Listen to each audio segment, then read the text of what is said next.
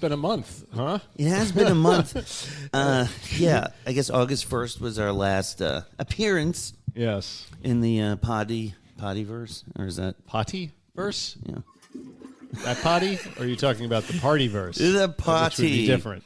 And so much has happened, guys, and we're just aching to let everyone know. You won't even fucking believe it, guys. You will not even fucking believe it. I mean, I'm sitting here holding the very big book that I was given in Seafield inpatient treatment many years ago with all of my notes in it, and things are underlined. Yes. I even signed it. This book belongs to Nat X, but I didn't write X. In case you lost it in a blackout, yeah. Somebody would be able to return it to you. So this is before I got lastingly sober, because it says Seafield 2/16/17. So this is a full year before I actually...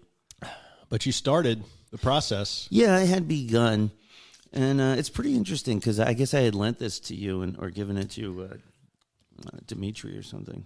You lent it to me because we had this, like many of our projects that never came to fruition. We were going to go through the book somehow and look at the stuff you had underlined and talk about it. Good stuff. Even if I just randomly select something. Let's see. I guess we're doing it now. Let's try just for fun. What did I underline that's worth looking at?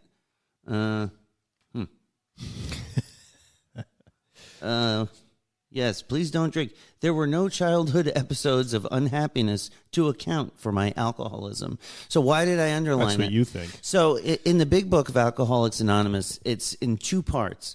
The beginning is up until a page like 143 or something. It's just Dr. Bob and Bill W. giving their methods and stuff like that. Right. And then there's a section of stories. So they have personal, stories, and that's the other half. Which, of the book. The alcoholic in 2025 can identify with the stories of the alcoholic in 1934. And people have criticized the big book for that, and also because the language is pretty outdated. There's like a chapter called To the Wives, because you've got to take care of these people. Yeah, like it's your duty to be behind your man. So, it's a long-standing debate in AA. New people coming in saying we should at least try and, modify the language, make it more current, more accessible. And the stories are dated. But you know what's interesting for me, when I was I was in withdrawal, I was handed this book, and I was a lot younger. I liked it. It made me feel like I was looking through a window in time. And for me, it actually made me feel like, wow, addiction is the same today as it was back then, because the feelings and the things that the characters in the book were talking about, even though like some of the things were different, what they were called or how they called, it was still the same struggle. So for me, it was really eye-opening in that sense, where wow, I can relate to this antiquated world. Even though it's nothing like the world I live in today, I could relate to it. Well, that's because you're a sort of a literary-minded person, right? I mean, you hand that to a kid like my son, for example, who, has had some exposure to the big book recently, and it's just basically, Wait, we're going to do a Sorry, picture. We're doing a picture. I'll forget the big book. Okay. It's just terribly outdated and not relevant, And yes, I always tell him, and I tell everybody, you look for the similarities rather than the differences, because that's the way that you make common cause with other people who are suffering the same affliction as you. But I think, I guess like any religious text, anytime you want to update or do a new translation, there is going to be controversy. And I don't think the AA leadership has quite absorbed the idea that they're going to need to revamp the book. So yeah, I mean, like the Bible even has different versions. There's the New International Version. They have the Jazz Bible. Really? Yeah, which was like urban, quote unquote. Okay. Mm-hmm. And then they had the, of course, the King James Bible. Yeah, I mean, English, just normal, modern English. Right, that's the NIV, the New International Version. Is that what V is, probably? I mean, maybe you could cut out the To the Wives chapter. But, I come here not to bash AA, but to praise it, to be honest. We're back. We should start the show the way we always do, because before we get into it, folks, and we're back. Welcome to Recovery in the Middle Ages, the podcast about two middle-aged suburban dads in their pursuit of life, love, and recovery. I'm Nat X. I'm Mike R. And boy, do we have a show for you today on RMA. The boys are back in town, and I know I say that a lot because it's the first thing that comes to mind. And we are here to discuss several interesting articles and things that are happening in the just the ones that you sent me. Like a week ago? Yeah. I haven't even looked at those things. I will remind you of what they were about because they are interesting. And a lot of things have happened in our lives personally that we think maybe would be a benefit for us to just get out there, like a share. I think we could fill an hour and a half with that. This may be just a show of us sharing the tumultuous summer that we've both had. All this and more today on a very, very special Labor Day edition of RMA. And welcome back. Welcome back, Monksters. Welcome back, Mike. Yeah. Back to Castle Grayskull Studios. Back to my laundry piles and work that I've been putting off doing and everything else. Yeah. So, how was your summer? How was the end of your summer? Where do you want to start with this cavalcade of disaster? Do you want to start with Nat's trip to England, merry old England, or do you want to start with Mark's eldest son relapses and goes back to detox? I think Where do you want to go? If it bleeds, it leads. I think we go with the your son's adventures. Okay. Yes. All right. So as I think I mentioned in the past, our last episode, which was about a month ago, even though it felt like it was about 3 days ago to me, my eldest son got into a bit of a trouble with research chemicals, specifically with benzodiazepines that he had started taking as prescribed, and quickly started taking them as they were not prescribed. And then when he ran out of those, he was ordering some strange things from the dark web, which I learned quite a bit about, I have to say, in recent days. I don't know how to get on the dark web thing. I don't even know how to do it either, and I certainly don't know what flubrotizolam is. You ever heard of that stuff? No. It comes in a little brown bottle with a skull and crossbones and an exclamation point on it, which is certainly something that you want to put in an eyedropper and put in your body, right? It looks like a version of alprazolam, which is the generic for Xanax. Oh, yeah, could be. But anyway, this is one of two. Anyway, I'm getting ahead of myself. So he went up to Mountainside in Canaan, Connecticut. Lovely place, lovely people. Unfortunately, there were not a lot of people his age up there, and he had a little trouble engaging with the program. As he put it in one of his, they don't give you your phone up there. Right? Oh, no, they take your phone. The minute you go in, well, at least the rehab I went to, or the plural, first thing they do is take your phone away. You don't see it till you get out. So in order for us to even get him up there, the first time we had to sort of hedge on whether or not he would have his phone. And the people at Mountainside Admissions were also very good at sort of finessing the question as to whether they would have access to their phone, because they're like, well, we have phones here, but they're phones on the wall that you can use to call home, right? Which is not what he really wanted his phone for. But anyway, so when he did call home, he was like, all I do is I play cornhole with 57-year-old divorced alcoholics. He's like, these aren't my people. I was like, I'm thinking to myself, oh shit, they sound like more my people aside from the divorce part. But, and when I dropped him off, I was the place looked beautiful. It looked like a modern chalet in Colorado or something. Yeah, they talk. Dave always talks about it on Dopey, how nice it is. Yeah, they're a sponsor. It's where he met Chris. Gorgeous place.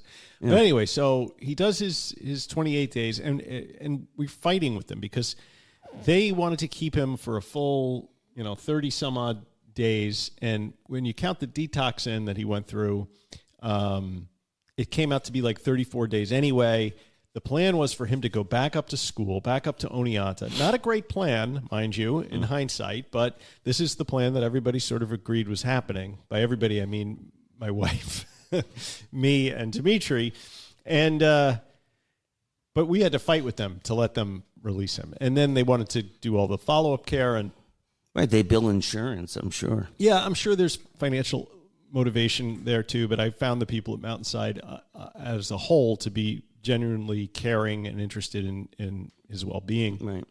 But of course, there's financial motivations, right? You wouldn't believe what that place was billing my insurance company. And I mean, thank God for teachers insurance, because they just write fucking checks one after another. I think it's like 30 like grand a week $1,000 a day. Yeah. Yeah. And without batting an eye, like they just issue the checks, and I'm astounded. And it's a commentary on how fucked up the American healthcare system is, that this is the way that we treat addiction. But that's a topic for another day. Yeah. So we get him out of there. We get him home. He says he's going to do outpatient. They wanted to do IOP. That was their recommended. Intensive outpatient. But where? They have an office in Huntington, which is the next town over. Huh. So it would be an easy lift for him to just get over there, right? But that came with some strings attached, and it was a lot of time every week. And 3 hours, 3 times a week. That's what it was for me. Yeah. And he was going to be, it's a lot. in theory, in Oneonta, right? He comes home. He's like, I don't want to go back to Oneonta. I'm like, motherfucker, you could have just done the rest of the program. We could have, but he doesn't want to go back. We're not going to force him to go back into an environment that, by his own admission, is loaded with cocaine and booze and all these people that he apparently fucked over when he was doing too much blow. And he ripped off a whole bunch of people and all this stuff.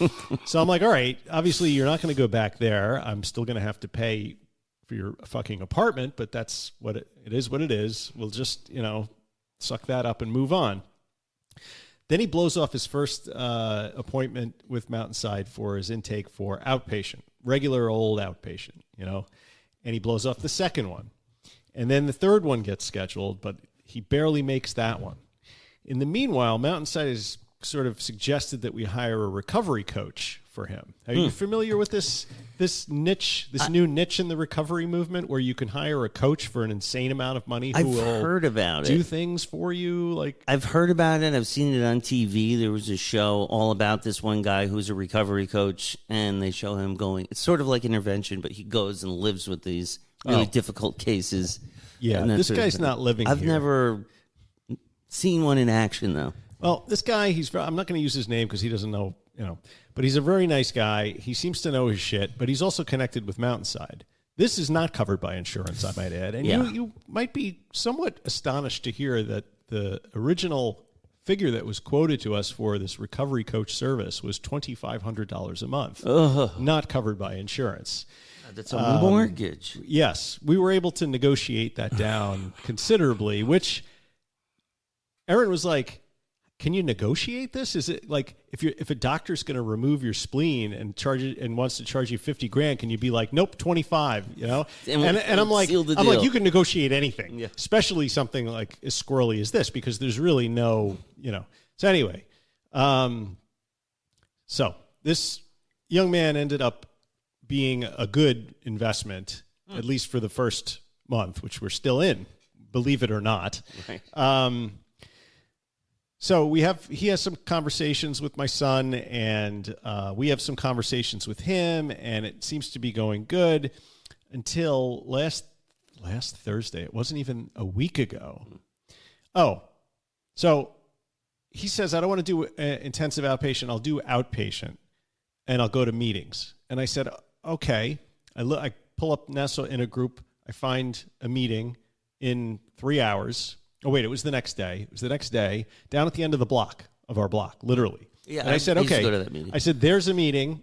Go to that one. He's like, will you go with me? And I'm like, yes, I will go to an AA meeting, my first one since 1994. But yeah, sure, I'll go. That one's all speakers, though, right? That's like a beginner speaker meeting. So he the day before we go, I have this conversation with him, and he's like, he says the 3 words that you never want to fucking hear somebody who's in recovery say.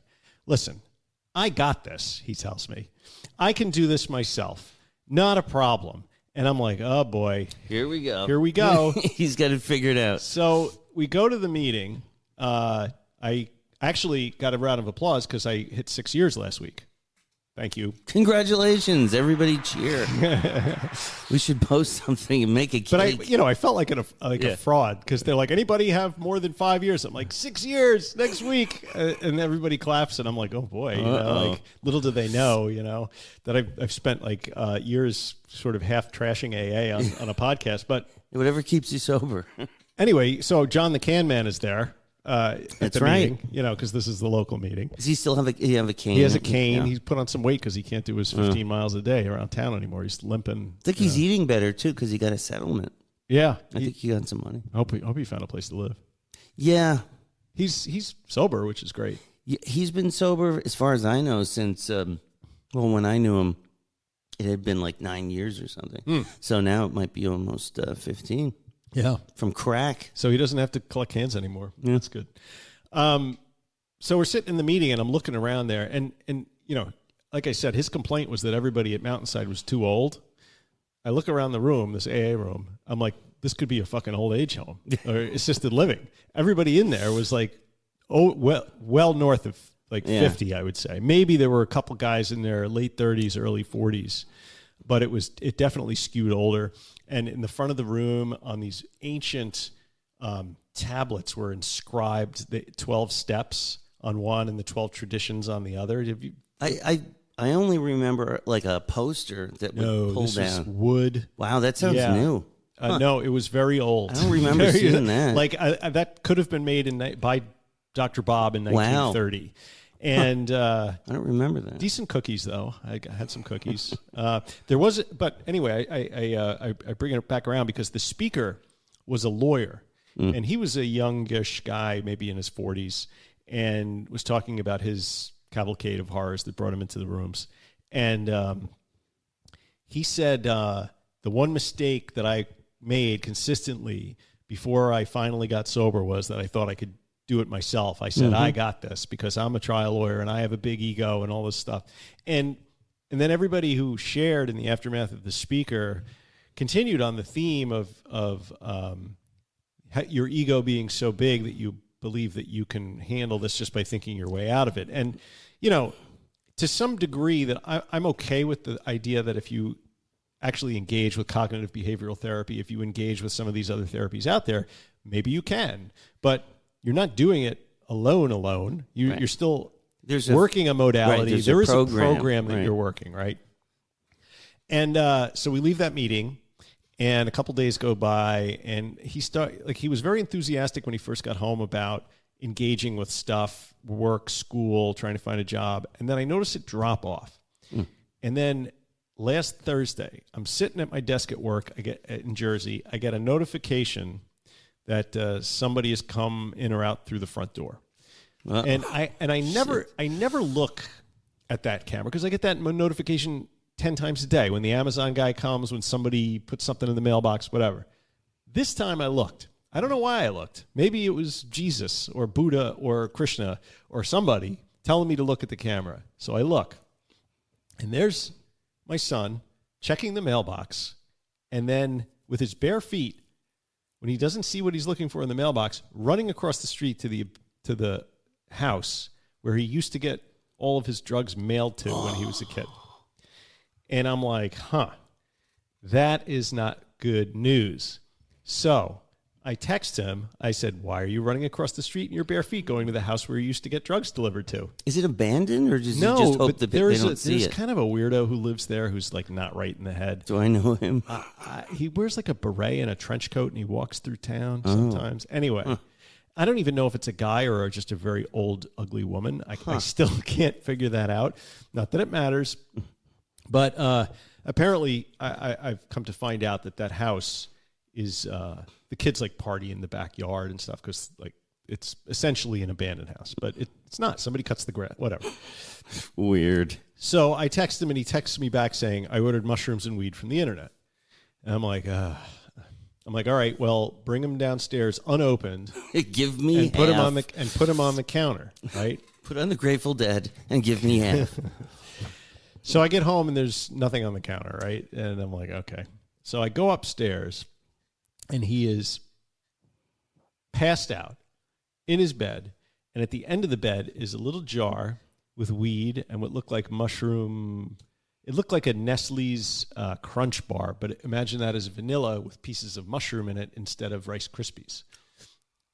Wow. You getting the visual? Yeah. So it's like some kind of a mushroom edible. Weird. Right. I would just get the mushrooms and the smell. I loved it. So I try to wake him up, can't wake him up.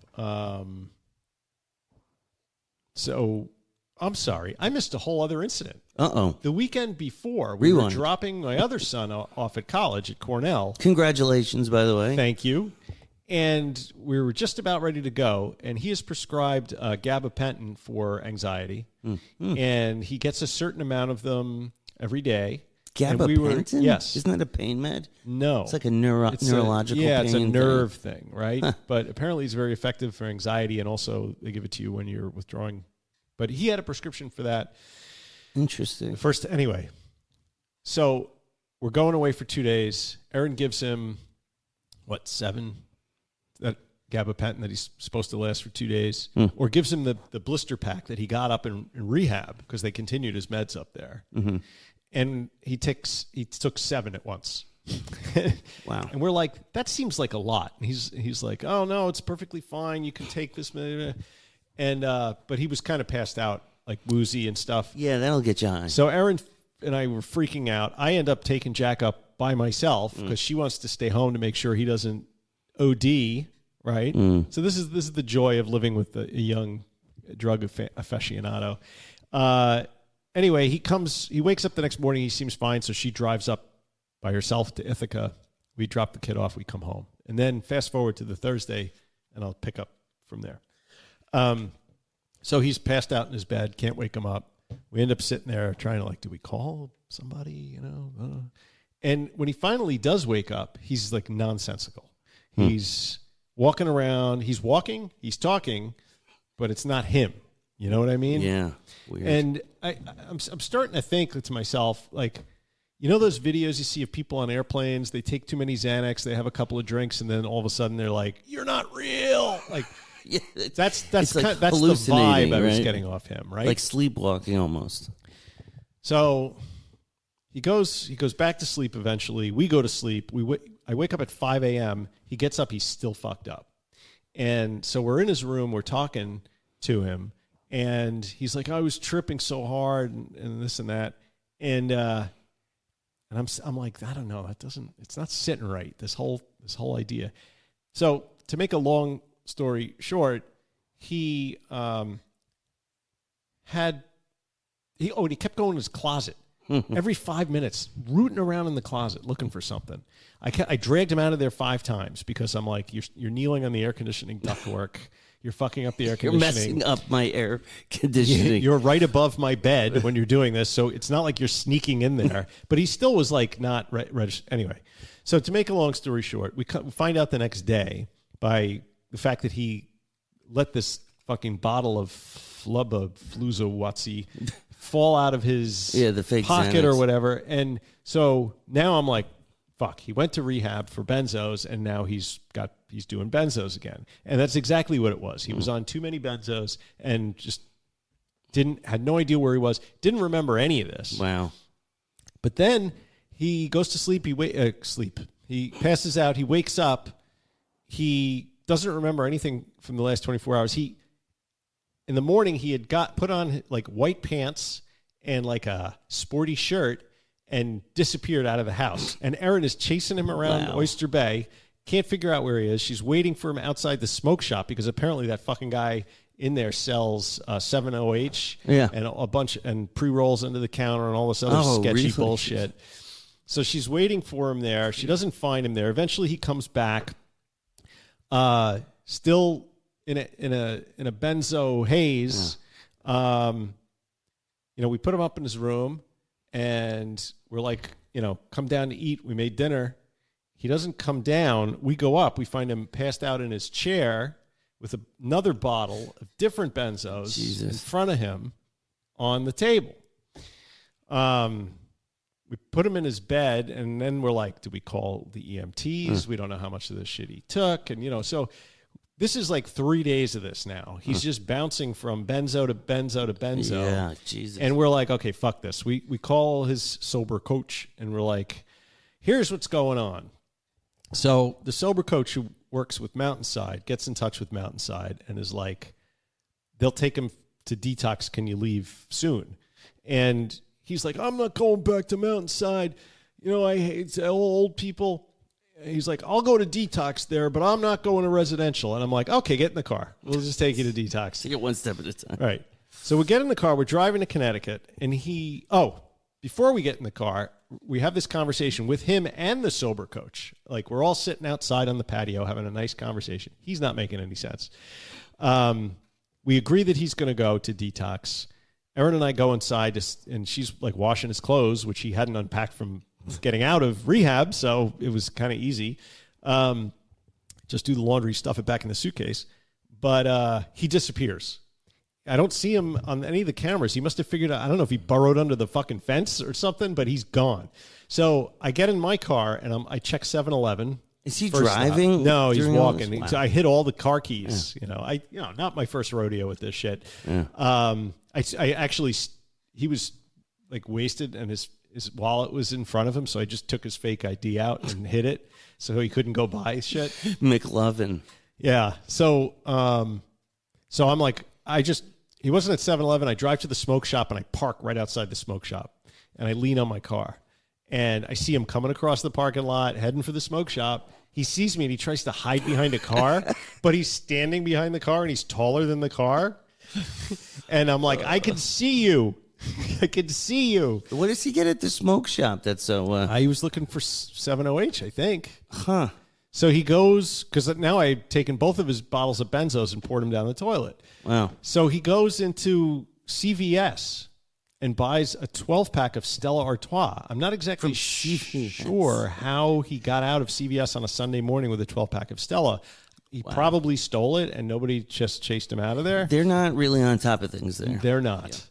But I'm like, so I pull up with the car. He gets in. I'm like, well, I guess if you're going to detox, you may as well have yourself a party. And I call his... That's what I did. his rehab coach, and I tell him, and he's like, yeah, you may as well just not argue with that. So, I give him a travel mug. I'm like, just don't be sucking off bottles in the car when I'm driving you up there, okay? So he's in a travel mug, and all the way up, he's vaping in the car. He's like half belligerent, half funny, and I'm kind of enjoying the ride, like, because I know he's going somewhere where they're going to take care of him. It's a unique moment in time, you could say. It is, but so we stopped to get some gas, and he's like, can you buy me cigarettes? Because everything in here in there is cigarettes, right? Yep. And he's like, I'm allowed to have 5 packs. So I go in, and I see he goes in to use the bathroom, and I kind of trail in behind him after I gas up the car. And I'm standing there on line, and he's like in front of me on line. And I don't know what he's buying, like water or something. And then I get up there, and I'm kind of like sotto voce. I'm like, what kind of cigarettes do you want? Because he's not like old enough to buy cigarettes yet. Right. And he's like, now he's drunk. He's 20. You're going to be 21. To smoke. No, 21 now. Oh, Jesus. So I'm out of it. So he's... So I'm trying to keep this like all quiet, right? And he like leans over me and drunkenly goes, "No, I've 2 of those and 2 of those American spirits." And the little Hispanic woman behind the counter is like, "Are you buying those for him?" And I'm like, "No, they're for me." So the whole thing was just this. I love to smoke cigarettes. So they're looking at me like I'm nuts, but for some reason they sell me 5-pack of cigarettes, which I immediately hand to him. But in the meanwhile, he's like, his attention is distracted by this display of Kratom products. So he starts grabbing them, and he's knocking them off the counter, and he's bending down to pick them up. And he's like, "Can you buy me this Kratom?" I'm like, "No, I'm not buying you any Kratom." So he's like, takes them and he starts stuffing them in his pockets in front of these people. And I'm like, "Dude, you can't steal the Kratom." I'm like, "Take that out of your pocket and put it on the counter." And he looks like out of the corner of his eyes, like, if I do that, they're going to be really mad. So he just runs out of the fucking store with me standing there. Like, I'm like, "Bye." I run out after him. He takes the Kratom out of his pocket and throws it in the trash. We hop in the car and fucking peel out of the parking lot. I'm like, how did I get to this point? Oh, my God. I'm like Bonnie and Clyde with a fucking benzo addict. Is he still tripping, or he's still out of it, and now he's drunken out of it too. Yeah. So 10 minutes outside of Mountainside, we stop one more time, and we go in to find a bathroom, and there's no bathroom there. So Erin's walking across the street, and I'm trying to get use the self-checkout to ring something up. And I look at the corner of my eye behind me. He's trying to shove 2 hamburgers in his pockets. And I'm like, dude, I will pay for your hamburger. You don't need to steal the fucking hamburger. Wow. Just give me the hamburger. So I give him the hamburger. He gives me the hamburger. I pay for the hamburger. I get him to Mountainside, and boom, he's there now, being detoxed. As we speak. As we speak. Wow. He must have pissed dirty for everything. Jesus. Because I found an empty... I had one Tylenol 3 that I had for years from a toothache. Up in the cabinet, I find the empty container. Yeah. And so I'm like, dude, you're so dumb. You're going to piss now for opioids. Mm-hmm. You're going to piss for benzos. You're going to piss for alcohol. You're going to piss for weed. I'm like, they're just going to keep you in that detox for a fucking month. Because they don't know what you're on. Weed doesn't leave your system. I remember when I was in these rehabs, and most of the people are there under a court order, and they have to pass this program. Yeah. But they've been smoking weed for so long, it takes months and months for you to be completely clean. Right. So there was guys just waiting for it to come out of their system. And there's nothing you could do. They wouldn't let him go. I mean, I assume he was smoking weed, but he told me then on the way up that he actually left the weed and the mushrooms out for me to find. So I would assume that was all he was doing, and then I would leave him alone, and then he'd be able to do the benzos without. Clever. Yeah.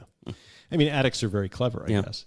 So we're currently at the point where we're not exactly sure when he's coming out, and we are trying to find a solution for him because he can't come back here.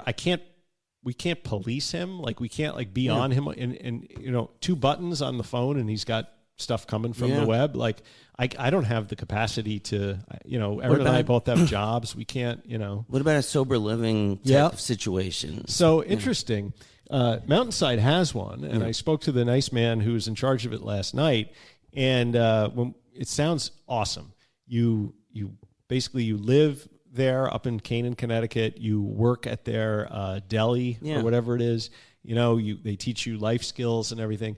The clinical part is covered by insurance, but the residential part is not. Right. Would you care to guess how much a room in a sober house in this particular sober house costs? $500 a month. $500, $300 a day. You mean? So what a racket. Man. Yeah. Well, it sounds like a great place, and they're giving him a tour this morning, but absent, they indicated some flexibility as far as negotiation and price, so I'm going to try that and see. But he may just, he's got to throw, my son's throwing a hate on Mountainside for the original, time he spent there. So anyway, so how was your August? Wow. Well, it was okay. I mean, I had to say though, back to Dimitri, he's such a good kid. He's from what I know, the time you would never guess that he would go through something like this, and it's just proof that anybody can be an addict. Well, he's smart. He's got such a nice. His first impression is, intelligent, good looking, in shape, seems to know what direction he's headed, confident, and it just goes to show anybody can fall victim to this stuff. Yeah. I mean, he's got a lot of, he's had some difficulty navigating the world and making good relationships and stuff with friends. It's tough out there too, but especially at that age, And he was in the middle of COVID, right during the COVID lockdowns and everything. That's when who knows stuff started. But what mental health scars have been left by that COVID. I wonder about that with my kids going through, especially my little guy Max. It was about a year and a half of his formative, school years. He was home for COVID. Yeah. And Noah too. He, had a real hard time after COVID, making friends. And luckily it's all kind of turned around a bit because he joined the theater department. But yeah, we've been pushing Ben towards that, but he's just not interested. And Noah and Ben are very good friends. And Noah, he was really excited. He's like, I'm in so many classes with Ben, he was like psyched. But do you have to get that? No. So my summer has been interesting. I think, I don't know if I mentioned this, but my last job, after I closed my company, I got hired by one of my clients, right? And I got this job, and it was pretty good money, good enough to pay my bills until I could figure something else out. And it was the weirdest atmosphere, and I can't even get into how, like, there were cameras everywhere. It was weird. And about a month and a half in, they got hit with a ransomware virus where the entire company was shut down. Right. It was called it's a famous virus, the Akira virus. You can Google it. The Akira. Yeah, Akira. So according to this guy who hired me, they're cutting middle management and all this, and he's really sorry. He's got to let me go. And part of it was like, thank God, like that was a fucking nightmare. But that's not even all of it. We had a trip planned to Europe for like 6 months. We have been planning it. Right. To go to London and then take the channel to Paris, yada, yada. So we go to London for, I think, 2 days. I'm having the best sushi dinner I've ever had at this one restaurant. It was like melts in your mouth, churro. And after the meal, I have a seizure. I don't know if you guys remember, but I had a seizure in Washington, D.C. I remember. A few years ago. So I had this seizure, knocked the table over.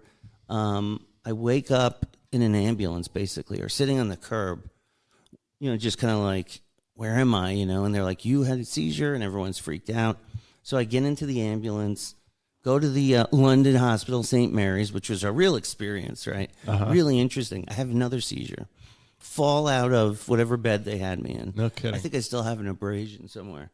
And then I have a third seizure. Shit. And so it was really scary, especially for my wife and kids. Like, oh my God, we're in Europe.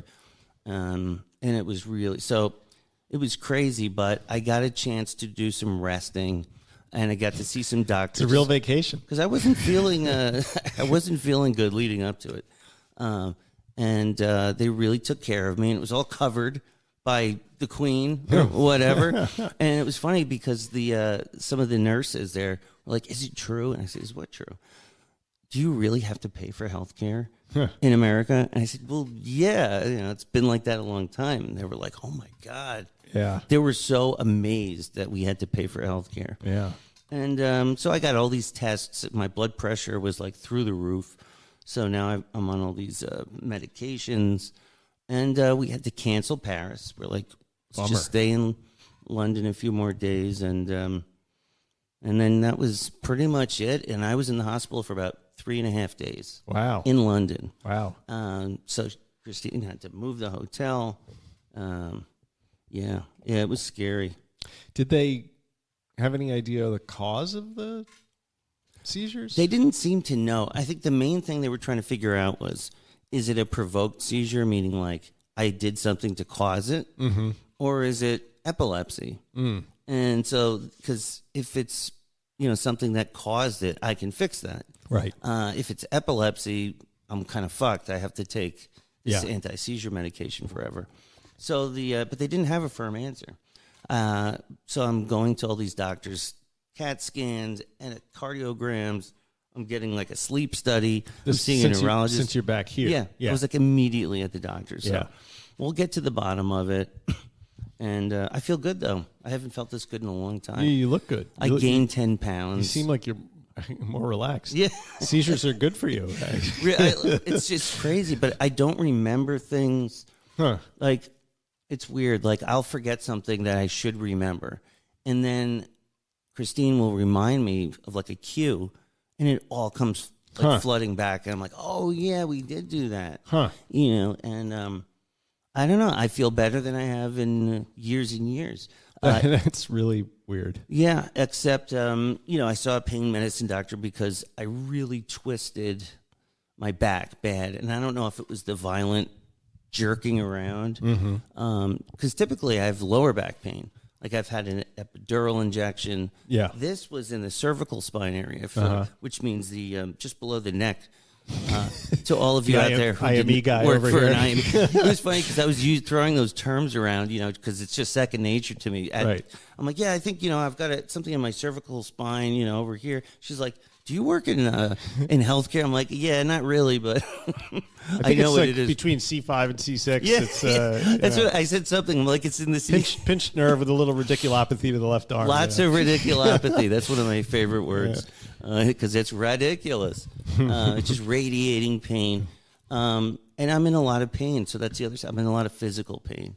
So I've been. They don't prescribe opiates anymore. I was going to say, am I going to have to send you to detox too? These days, one of the first things the doctor, before I said anything, she said, we don't, prescribe opiates here, period. In England. This was when we came home. Okay. In England, they were like codeine. Here, Dilaudid. Yeah, Here, you can buy codeine over the counter in England. Really? But you know what you can't get? Neosporin. Really? And I was like, wait, so I can buy codeine, but if I want an antibacterial salve, I need a prescription for that. So I was like, I had to ask the woman behind the counter because I was trying to get Neosporin for a cut that I had. She's like, you need a prescription. I said, wait, why? Can you I'm just curiosity. She said, we don't want people building up a tolerance to antibiotics. Yeah. Huh. But they'll give me codeine. So if you are nodding out on the tube and you fall down and lacerate your forehead, you go to the doctor. Fucked. Yeah. You can't get it. You can't use Neosporin. Yeah, it was so weird. And I was like, "But do you have anything like it?" And it was just basically Vaseline. I'm like, "Okay, thanks." Check off. Alcohol, maybe. Yeah. But so it was really crazy, and I was. It's upsetting because before I had the seizures, I was really not feeling well. I was sweaty. I was tired. It just felt really out of it. So I didn't get to enjoy parts of that trip. But after I got out, we had another couple of days, and I made the most of it. I was limping around because my back is just so screwed up. But I got to go to the guitar alley. There's a whole street. It was a Baker Street. I can't remember. And we, went around, looked at all the guitars, and that was fun. I saw Faulty Towers on stage. Oh, cool. How was the show? Amazing. Was it good? Yeah, it's like some people complain that there's nothing original in the show, right? I'm like, what did you want? You want to see what happens to Polly after she goes to college? What you're looking for a new episode? Right. But John Cleese did, and his wife, who played Polly, right. They basically put his favorite 3 episodes together and mashed it up in a stage play, which was great because it was communication problems with Mrs. Richards. Right. Your glasses are there. Put them there. That. Yeah. And she's like, I wanted a room with a view. And he goes, you can see the sea. It's over there between the land and the sky. And then he did the Germans, which was completely offensive and hilarious. And there was another one. Don't Hotel talk inspectors. about the war. If you do, don't mention the war. I did once, but I think I got away with it. And it was so funny, so good. And we saw Matilda, which is a musical. That was pre-seizure, which was a lot of fun. We had a great time. We made the most of it. And thank God that, Noah, my 14-year-old, really rose to the occasion. I always tell him when when I need him to help, I go, I need you to be little daddy. Right. Do what I would do. I'm counting on you to make sure Max is okay. I'm going to make it so he's a good little daddy when I really need him. Wow. He comes through. Yeah, and he's starting 10th grade. I know. And it's so wild. It's crazy, right? But the whole experience really made me rethink my direction, the things I want to do. And I think overall it was positive. I survived. You did. I got health. I'm getting healthier, and I feel like I'm on the road. Once I get rid of the pain, which hopefully should heal up, I'm going to get trigger point injections. Nice. Which nobody knows what they are because they have never worked for an IME company. Right. But trigger point injections come up all the time on these reports. I don't know why. Probably because they're faking back injuries or something. Yeah. So apparently they inject because she was looking at the doctor, my back. She said, you've got a speed bump. She called it here and here. And what is that, muscular stuff? That sounds muscular. Something is tied up with my muscles and my spine. I had narrowing of the the discs, and I have spinal stenosis, which I already knew from my last MRI. Mm-hmm. And did you know people, or a lot of people are walking around with herniated discs with no symptomology? That's exactly what I learned the first time I got my shot, because I had extreme back pain, and they showed me the MRI. He's like, well, you've got an extruded disc, which means it just blows out completely. Right. I had a bulging disc, and I had a herniated disc. And I'm like, oh, my God, what happened? I didn't get in, a big accident, which is not true. I've been in several, but I wasn't. He goes, you know what? Most people your age have this. They're just asymptomatic. Yeah. So it's sort of like a natural degradation of the... It comes in very handy, though, if you're in a low-impact soft tissue injury accident for boosting your medical claim. Because you can say it was related to the accident, and then Causally all of a related. sudden your the value of your case goes up by like tens of thousands of dollars. It's, causality, that's a big one. So that was sort of my big medical, Well, we're glad you problem are back in action, and you seem to be in good spirits. And but I'm unemployed. Yeah, that's that's rough. But I've been actually feel really good about where I'm headed. I'm like, now I've got a chance, even though basically I'm really stretching some of what I had left money-wise. But my resume looks great. I've put I'm making connections, doing everything I can to get a job I actually like, Awesome. And I feel good about it. Good. Well, we'll keep everybody informed as you go forward in your search. I'm being healthy. I've gained 10 pounds. Maybe I'll start exercising again. Are you eating chicken salad from the deli again? I'm not. My new thing is yogurt. Yogurt? Yeah. I thought you were going to say yoga. Yoga. No yoga. You go do yoga with the moms down at the Oyster Bay Yoga. Idea. I don't know, but yoga. Yeah. I don't think. But I got these exercises for my back from the orthopedic department or whatever, so I'm doing those. And the kids are back at school. Max is in the 6th grade. Noah and Ben, 10th graders. 10th graders. And was he like nervous to go back, or? No, just kind of blasé about the whole thing. I mean, yeah, Noah pretends like it's no big deal. But this year, Kathy Hochul banned cell phones. Yeah. That is the big news. So that's interesting, because they go into school and they get one of these little bags with a magnetic clip on top, and they have to put their phone in and close the bag, and it cannot be opened until they leave school at the end of the day. Yep. And he was saying, I asked him, I said, do you miss having your phone? And he's like, not really. He's like, they put a TV in the lunchroom, and they were showing Gordon Ramsay, Hell's Kitchen or something on there. Oh. And so I'm like, well, let me get this straight. So what they want to do is try and minimize your screen time. So they're taking your phone and putting it in a bag and then installing televisions everywhere so you can watch TV. That sounds like New York State to me. Oh, ye of little faith. The children can't get by without constant, entertainment.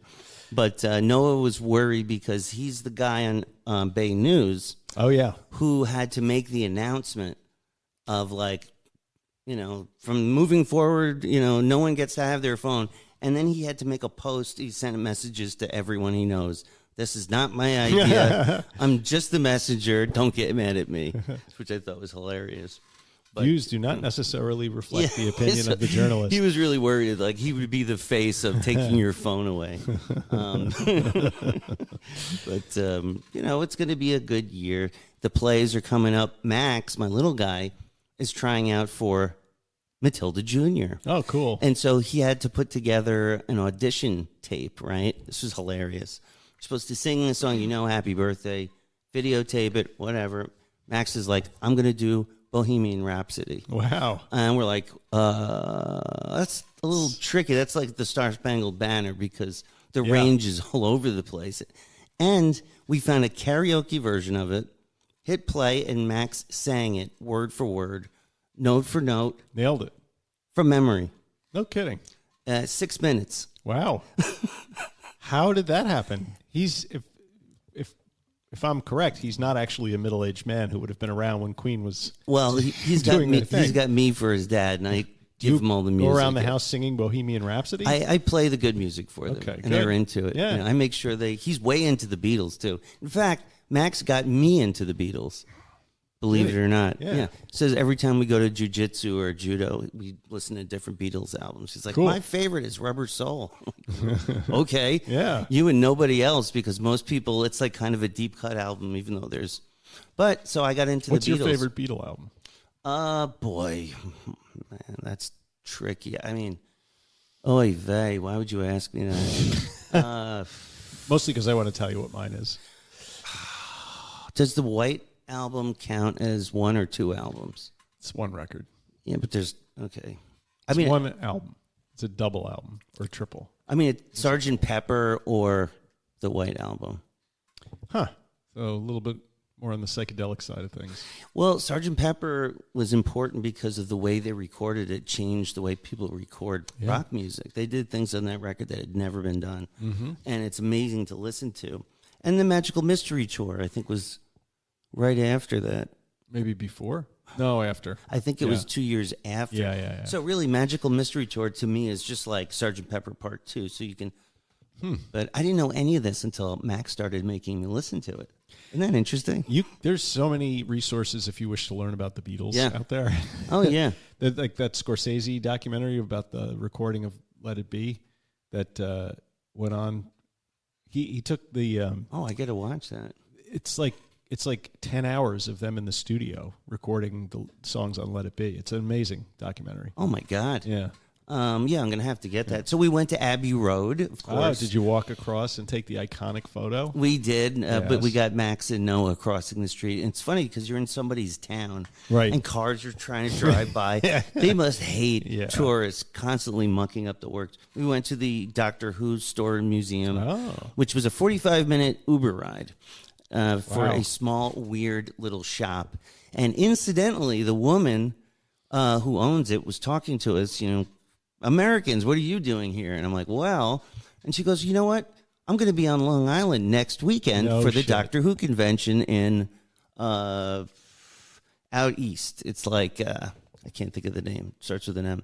Mauritius or something. But they were going to be we missed the, for a Doctor Who convention. So it was just so random. She's like, on Long Island every year? I don't know. I had never heard of that. I would go to that. Next year we're going to go. So that was my exciting horror. I mean, and there's plenty more. But right now my big focus is staying sober and getting a job that I love. Awesome. If I can. Awesome. Yeah. Yeah, there was a lot. There's a lot to handle this summer. But I didn't drink over it. No, me either. You got your 6 years. I ordered myself a coin. Yeah, I've done that before. Yeah. Can't find it. I lost it in about a week because I'm not used to carrying a coin around in my pocket. Noah found my bag of recovery coins the other day. He's like, I was looking for guitar picks, and I found this bag with all these AA coins in it. He's like, he was cracking up because there was like 10 1-month coins. He's like, I guess it was tough for you, huh, Pop? I'm like, yeah, well, that's how it goes. I guess at the meeting down the block, they have a guy who hands out coins. He came up to the front with Jingle in his bag of coins and then asked people who's got 24 hours, who's got a week, who's got a... They do the 24-hour hope coin. Yeah. I hope I can stay sober another 24 hours. Yeah, it was interesting being back in AA land. I don't know. I said to Aaron yesterday, I'm like, I'm going to that fucking meeting again tomorrow because I'm losing my mind. They're good people. I mean, they were. The last time I went to an AA meeting was God knows what. Yeah, you know what? People came up to Dimitri, and he was all like, hey, they were like, he's like, yeah, I just get out of inpatient, like being like, I'm a big ass addict, So yeah, they've gotten more accepting of drug addicts. It used to be, time was, if you were not a straight juicer, as they called it. Yeah. You shouldn't be here. Don't talk about it. That meeting gave off a little bit of that vibe, although there were a couple of guys who came back for who were out and came back, and they were sober for about a week, who were talking about how they were doing drugs alongside all the drinking. And it seemed to be accepted. Yeah, it's not as taboo as it used to be. I mean, the NA meetings, I don't know, man. He wants to go to them because they have better stories. But then he was also like, yeah, maybe I'll meet some plugs in the back row. And I'm like, yeah, that's why Yeah. I'm not sending you to NA meetings. You go find your own. I used to go to one in Hicksville where I used to live, Trinity Church, right on the corner. Yes, that one came up. Yeah, I used to go to that one fairly regularly. Yeah. Yeah, but that is the criticism NA gets, is it's sort of like you're a target for drug dealers. Yeah, right. Because they know. Right. I mean, it's just like, yeah, these people will buy, at least some percentage will want to go back out, So it's tricky. It's tricky, especially being that young. Yeah. I mean, I thought I was young when I went to rehab for the first time, and I wasn't. Well, his sober coach got sober at 20, and he's like 30 something now. So, I mean, I guess it can be done. Yeah. But I don't know. I'm worried. I don't know if he's really, because when he came out last month, he was like, I'm still going to smoke pot and drink beer because I can't not do anything. And, he started with the beers, and then boom, 4 days later, he's ordering chemicals from the dark web. So wow. If that doesn't teach him that lesson, I don't know what will. I'm happy with harm reduction in theory. When it's applied in my family, I'm a little less, in favor of him just sitting in his room smoking pot because, and I don't want to sound like fucking Betty Ford, but, marijuana, the gateway drug. Marijuana. What about the St. Clair method? That's what I was trying to remember. The Sinclair? The Sinclair method. Did you say St. Clair? St. Clair. I love it. When we were talking, texting, I was thinking like, well, what about naltrexone? Well, so he takes it and then drinks on it. Right.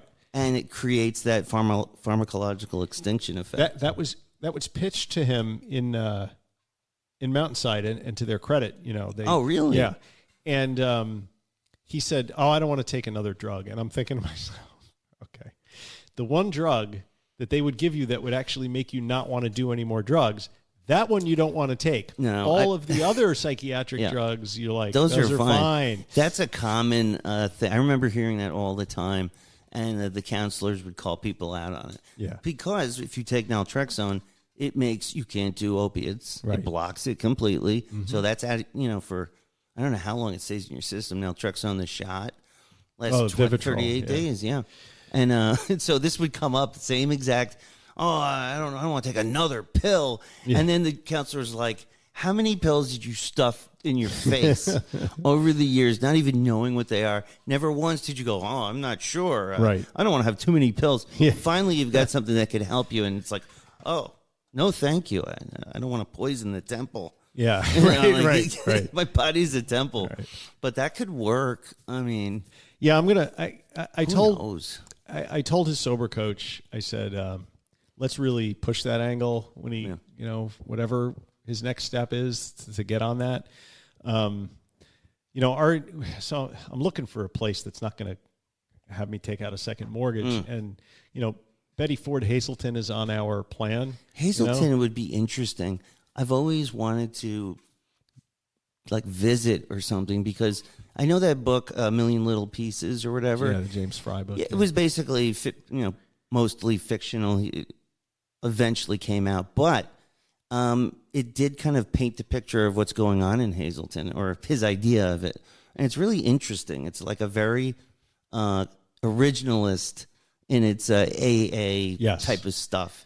And I'm always fascinated by that. Well, and they claim on their website, they have all the buzzwords like DBT therapy, cognitive behavioral therapy. But you get on some of these review sites and they're like, it's 12-step dogma all the way. Oh, yeah. And if you can't accept that, this place isn't going to do shit for you. Yeah, yeah, they're very tied up with the 12 steps. But it's been there a long time. Man, my lower back's killing me too. I pulled it lifting in the garage the other day. I might get acupuncture. Yeah, maybe. There's that place in Syosset. There is. The Eastern School of Oriental Medicine. Even better, my cousin Millard, who has a judo place, that's right, is also a licensed acupuncturist. That's right. And I was talking to him on Saturday at judo, and he said, I told him about what happened. He said, I can take insurance for, your insurance will cover. Does he practice? I think he does. Yeah, he does that and massage and judo. Mm-hmm. And so he does it he does because a few times we got there and there was someone in there getting, poked by needles. Yeah. So I'm like, all right, let's do it. Get him some money. He won't pay us. We won't have to pay for it. And give him some business. Cool. Yeah. I think it's right in that dojo. You just lie on the table. But I had a brilliant idea since we were talking about Dimitri and drinking and kids. There was an article that you sent that talked about how the younger generation is sort of treating alcohol. Let's talk about that. Because I have something to say about that. I ran that article by Dimitri, and he had a response to it. So this might be really interesting. This might be worthwhile. And I've noticed, too, that less and less kids are going for the booze, from what I can tell, from what I'm hearing from my son. So, well, only 54% of Americans apparently are drinking right now. Yeah, Americans which is the lowest report, in history. Yeah, so 53% now believe even small amounts of alcohol are harmful, reflecting younger generations' wellness culture and sober, curious trends. And there's sharp declines amongst women, Republicans, interesting, and younger adults. Wait, the Republicans are not drinking? Yeah, that's what this says. Yeah, because the Democrats are just getting shit-faced because of the way the world is at the moment. That's really interesting. So do you want to hear what Dimitri's response to that was? Yeah, like it's not cool anymore to drink, basically. No, his response is the kids are all doing drugs instead of drinking. Yeah. Well, because pot's legal. So that he's like, yeah, it's not that people are getting fucked up any less. They maybe they're drinking less alcohol, but they're doing a lot more drugs. And I said, oh, that's depressing if that's really what's going on. Yeah, I mean, it's an interesting study that they cite here on the Gallup.com. From 1997 to 2023, at least 60% of Americans reported drinking alcohol. Mm-hmm. The figure fell to 62% in 2023 and 58% in 24, before reaching 54% today, which is really interesting because just like you said, like smoking started to become stigmatized. Yeah. You never see people smoke. But and when you do, you're like, what the hell is that guy doing? Yeah, but vaping rose is up way to up. take its place, right? But it's a lot healthier. It's not combustible smoke. Do they know inhaled. I watched one documentary on it. And they did a test on how many toxins, when you use combustible tobacco, the smoke that's released has a lot more toxins than does water vapor and nicotine. That's right. what they said. Okay. So it's an improvement. Is it good for you? No. I don't know, right? I would just think breathing in superheated vapor would probably not be a good thing for your body. But, whatever. I'm not, I don't judge. Yeah. Whatever gets you through the day. Judge not, lest ye be judged. And that actually brings me to something I wanted to announce. Through this whole rigmarole I went through with my health, I quit Kratom completely. I was going to ask about Kratom. Yeah, actually. Completely. Yeah. Because you can't bring it to England. Perhaps that is why you are feeling so healthy right now. I think that plays a big part in it. I couldn't do it. I couldn't bring it to England. I couldn't do it. Couldn't do it. It's like a drug. It is a drug. Couldn't do it in England. And so I only had enough to really go like 1 or 2 days, and that was it. So maybe it caused, or maybe that's, I was going to ask that question too, but I didn't know if that was a sensitive subject. Or no, not. I mean nothing's a sensitive subject to me. It's just the facts. I stopped taking the Kratom drink. I wasn't feeling well. Could that be a withdrawal symptom? Of course it could be, especially kava kava, which is the bulk of what I was, Oh, you were doing kava too? Well, it comes together in this drink. Feel free. It has low kratom percentage and then like kava kava. I'm like, it's natural.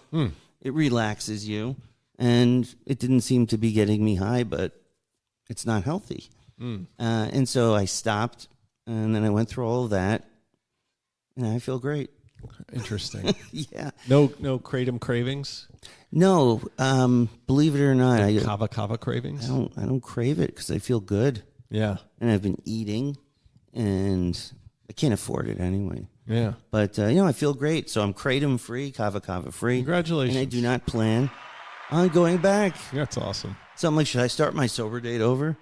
I'm like, no. Does it matter? Do I give a fuck? I don't care. But, that's great news. I'm glad to hear that. Yeah, no, I don't judge anyone for taking Kratom. I don't think I could have gotten off of Heroin. Yeah. That's 7-0 though. That's I've never shit. tried that. Yeah. Bad shit. That's a new thing. Yeah, I don't know what it is. 7-0. We did a show on it last week. Yeah. Or last month. But so one final to put an end to the elder son issue story. I go to the mailbox yesterday and there's a package in there, and addressed to him, to our address, and I open it, and inside is a 7-OH vape that he had ordered. You can vape that shit? That was my response as Wow. well. But I'm not sure if he ordered it when he was all whacked out and thought, okay, maybe that's easier to hide, whatever. But it did confirm to me that he is in the right place and that some more recovery is necessary. But just hopping quick back into the articles, because now you got this thing with the alcohol has got me a little interested. Simultaneously with the Americans reporting record low drinking, is another story that the U.S. may drop longstanding daily alcohol consumption guidelines. So since the 80s, the U.S. guidelines have specified numeric daily alcohol limits, right? No more than 1 drink per day for women and two for men. Standard drink, they call it. And they're going to get rid of that. And the new federal guidelines, they're considering eliminating the numerical thresholds in favor of broader advice to drink, quote, as little as possible, end quote, for health reasons, which apparently reflects the growing and glowing consensus in medical research that there is no safe level of alcohol use, which counters earlier studies suggesting moderate drinking could protect heart health. I had this argument with Dimitri also, that he says that, the worst health outcomes are in teetotalers and people who drink a lot, and mortality rates of people who drink in the middle are less than those on the extremes. And I said, well, a lot of those people who don't drink at all are probably not drinking at all because of extensive prior alcohol abuse, so their health outcomes are almost guaranteed to be worse. Right. So, statistics can be used to prove almost any point that you want. He didn't really have an answer for me about that one, but I thought that was interesting that it seems like alcohol slowly but surely may be occupying a space that previously was occupied by tobacco use, several years ago. And maybe we're going to get to the day, although I think the forces are, economic forces are arrayed against this happening, but maybe we'll get to the day where alcohol use is considered as, socially unacceptable as smoking. I don't think that's going to happen, even as I say that, but it's too much a part of the culture, I think. Yeah, I think so too. Even more so than cigarettes. But I propose we take a break, come back, and I want to sing the Recovery in the News song. Okay. And then we do one more article, and then... All right. What do you think? I think that's a fine idea. We'll be right back after these words.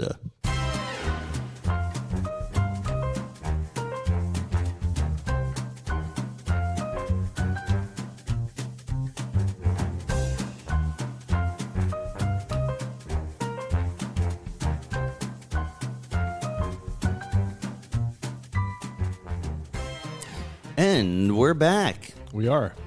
Hi. Back. I'm not high. What is it time for? You're stepping on my cord, dude. Come on. What is it time for? Yes. You've been waiting for this moment, haven't you? Look at a little evil grin on your face. Recovery in the News. Yeah.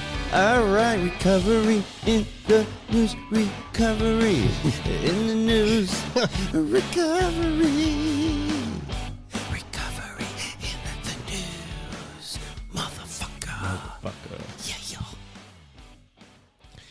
Yes.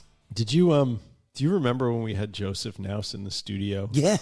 And he wanted to do the thing. He was like, "Fuck yeah!" And he was like, "You fuckers!" Yeah, like, you fuckers. I love that guy. Yeah, he's great. I actually sent Dimitri up with a copy of Straight Pepper Diet. I shoved it in a suitcase. I'm like, "Read this." That's a good book. He yeah. So Nouse is great. Yeah, we had some good shows.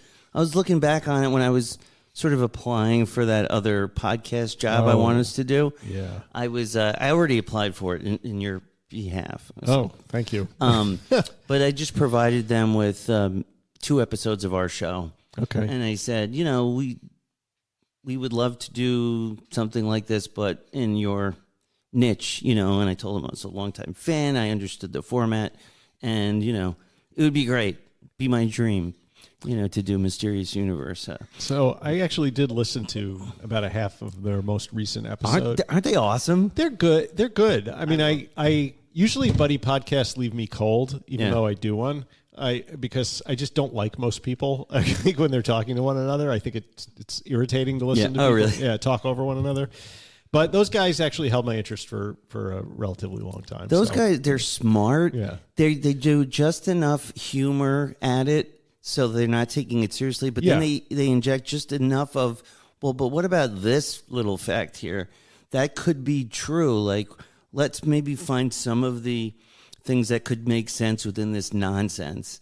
Well, and they really do interesting stuff. And not that I'm want to review Mysterious Universe podcast, but I couldn't quite figure out where they come from in terms of whether they are believers, whether they are skeptics, or somewhere in between. And I think that's probably where they live, right? Somewhere in between believing. It's sort of like what we did with recovery. Mm-hmm. They're kind of like, we don't have the answers.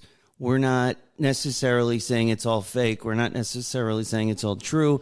We're just, finding these stories. They typically dig up old books from other languages that people haven't read, translate them, and then it's like these amazing stories nobody knows about. And they kind of sometimes they're ridiculous. That's pretty niche. And they have a lot of fun with some of the more ridiculous stories. Mm-hmm. They kind of just crack on the authors and stuff. Sometimes it's very serious. Like they did a show where they interviewed a guy who wrote the book on Dr. Farnsworth, who was the inventor, a little-known inventor of television, but got lost to time. And it was kind of like they got the author on, and, man, their interviews are like something to behold. He's one of the best, Benjamin Grundy. His interviews are amazing. Like, he really gets serious. He knows all of the good talking points. Really great show. So I would like us to take over for them because they're moving behind a paywall, and they want someone to take over the free show. Huh. Wow. That's no pressure there. No, I mean, I could do, if this is actually a paying gig, I could do all of the research. And I was picturing like you'd be the straight man, where I'm basically reading this stuff out. We both read it, and you're like, this is so stupid. And then I try and convince you of things. Okay. And we have that discussion on the air, like in real time. We're kind of hashing out these. So it's absurdities, and then, well, what's this over here?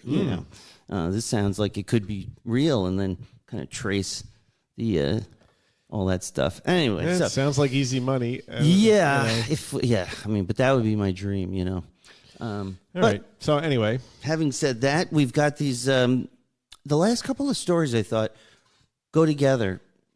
It appears because they both involve a national reframing of the importance of addiction support and recovery support.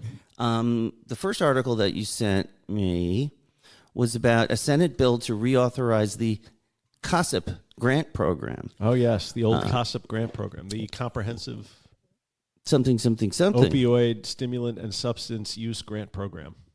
Advocates are pushing to make recovery services a national priority. So the program funds coordinated addiction responses. Both parties want to keep these programs going to ensure stable support for treatment and prevention. Why is this important?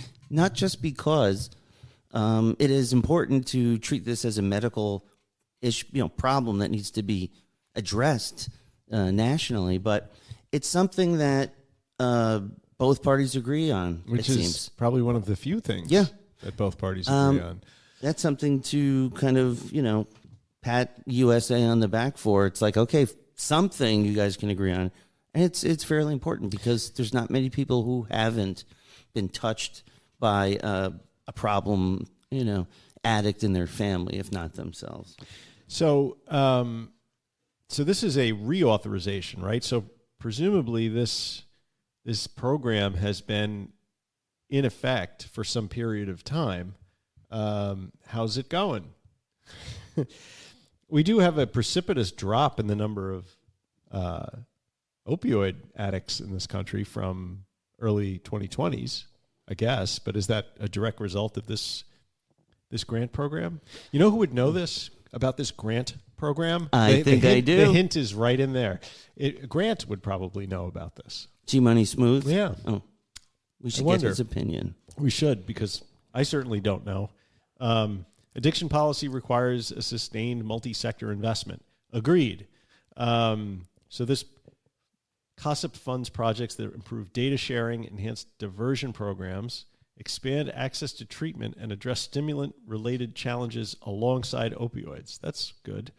I would like to know, like, what level this is operating at. How much money are we talking about here? Do you know any of these?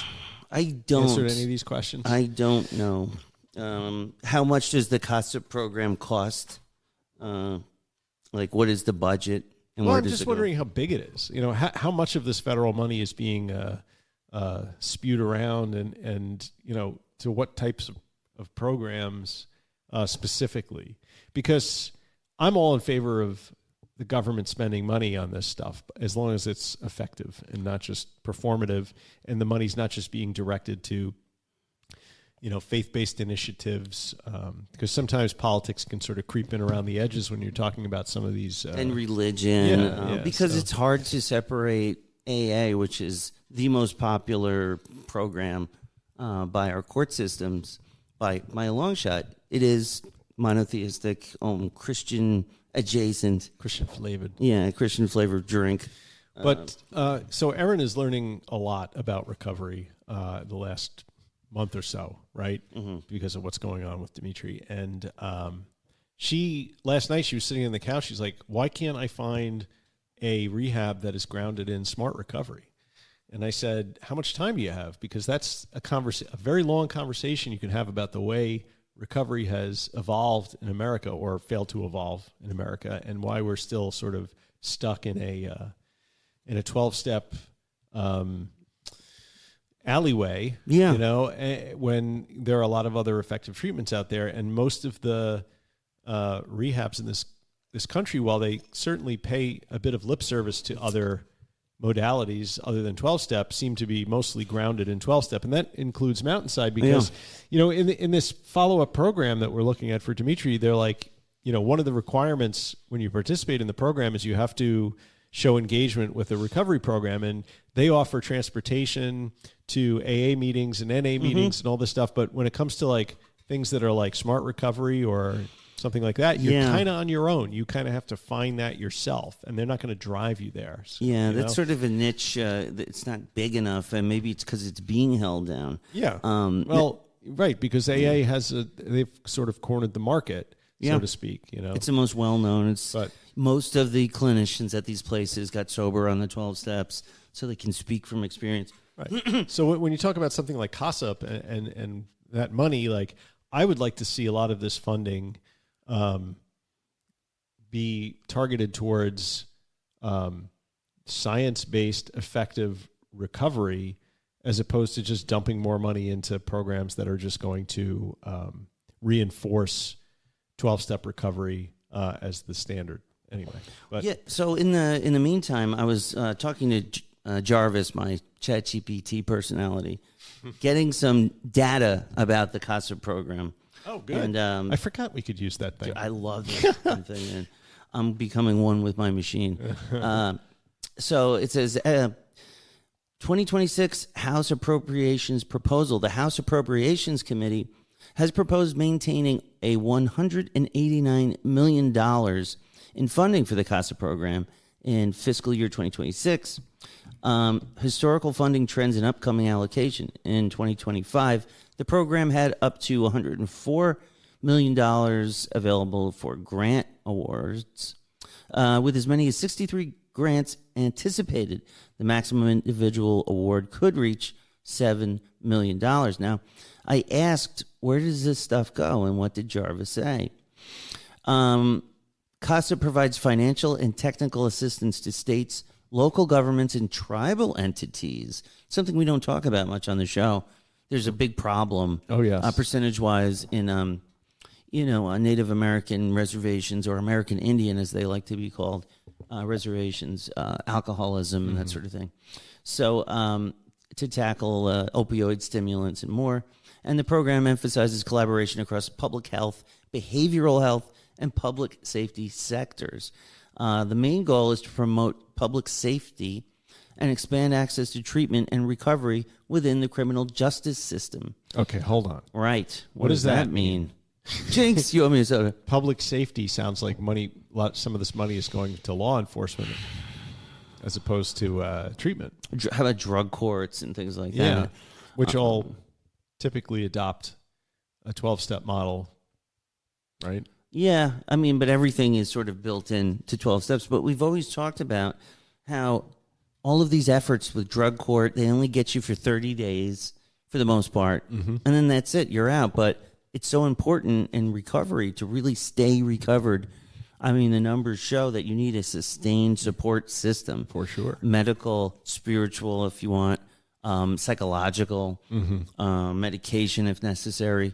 It has to be a follow-through program. Otherwise, it's extremely difficult for anyone to sort of maintain a sobriety that they got in a very shielded and protected, bubble. Right. That was always the worry. It's like, great, you got sober in, rehab. Right. That was easy because guess what? You don't have a choice. Anybody can get sober if you're in the middle of the woods without access to drugs. Right. The minute you go back to your old house, you can order 2 whatever. weeks he lasted. Not even. 2 weeks. So that sort of ropes in the whole broader push for recovery as a national imperative, doesn't it? Yeah, it should be. Now, this is interesting. What do you think this means? Community-based and justice system programs. Funding spans a comprehensive set of interventions across various criminal justice system stages, known as sequential intercept models. I think that might be beyond... Well, yeah. Okay, look, it says this intercept number, down. intercept 0, community services. Intercept 1, law enforcement. Intercept 2, court/detention. Intercept 3, jails/court. Intercept 4, prison and reentry. This is all like for substance abuse inside of jails. I don't know.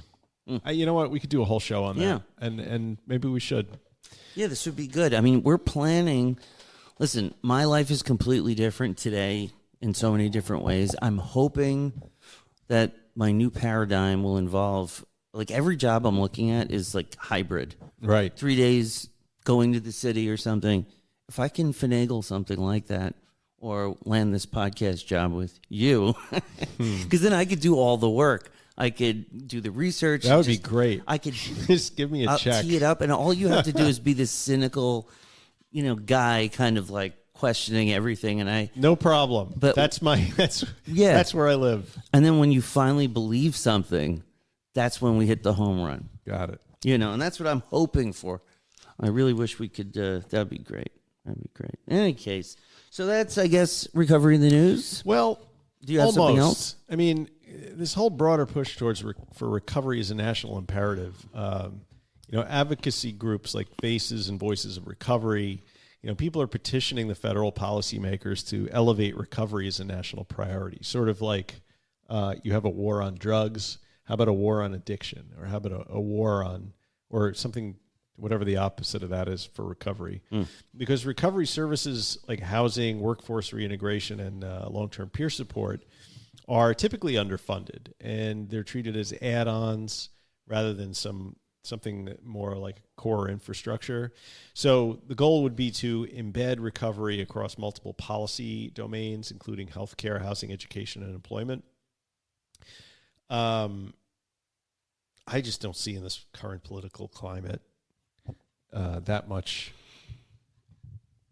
of federal resources being allocated for recovery services. You have whatever's going into this COSSUP grant program, but in terms of elevating it as a priority, it seems like our fucking priority is invading Canada or some shit. Or invading Washington, D.C. Yeah. So, maybe this presidency, this administration will just decide to send National Guard troops to imprison and kill drug dealers. like right. they did like in Duterte Venezuela. in the Philippines. The Philippines, Yeah. right. I mean, we've heard our dear leader speak lovingly of, the death penalty for drug dealers, like his friends in the Philippines. So who knows? I think this is maybe a little too nuanced and intelligent of a Conversation for us. yeah, for us. Over my head. But, we definitely agree it needs to be, dealt with. And the money that the government has been collecting from these tariffs. Yeah, what about that? We should have all this extra money. Right. Why can't we reinvest in the health of our communities? Because it's being reinvested in Trump ICE. family crypto coins and ICE. And ICE is now almost the largest paramilitary police force in the country. Ugh, I know that's beyond this podcast. Yeah, so it really does make you wonder where our priorities are. Not recovery, I would say. All right. So that before we, as my father would say, this conversation is deteriorating. It usually happens. I'm on the phone with my dad, and we start talking about something that's like, like not nice or like sex jokes and stuff. My dad can like crack off some inappropriate jokes, and nobody expects it. And then he'll go, "Well, this conversation is deteriorating." Like you're right. So, yeah. As they say, this has been Recovering the News. Yeah. Well, my God in heaven, it's been a pleasure. Yes. It feels good to vomit out all the stuff. I feel like we're Get treading all on the water a table. bit until we can get our sights set on a nice path forward. ChatGPT is, I'm getting really comfortable with it. It could save me a lot of time in show prep. Not having it right to show or something. You realize I've been using that for this show for years. I thought you were just pumping that stuff out. I was doing it by hand when I would do my thick, 10-page show notes. Yeah. I was doing that all from the brain of Nathaniel, which is a lot. So we love you guys. We miss you guys. And we're going to keep doing this show until somebody kills me. I'm going to have to die in a foreign country to stop this show. Almost. They almost got me. They almost got you. We're not going to give up. And for those of you who are still listening, thank you. And for dozens. There must be dozens of you at this point. Tens of people. And that about does it for today. I know I had a good time. Did you? I had a great time. Great stuff. Do us a big favor and go over to Apple Podcasts. Give us a review. We love to hear from you guys. And I will read it, especially if it's a 5-star review. You can find us in Podbean, YouTube, and X. So, tweet us a twat, you twat. Wait. Tweet us a twat, you twit on X. Yeah. And the best way to help the show is to share it with a friend. And as we say, non proficiat perfectum. That's progress, not perfection. See you next time. Bye, cheese bags. Be good. Stay fresh, cheese bags.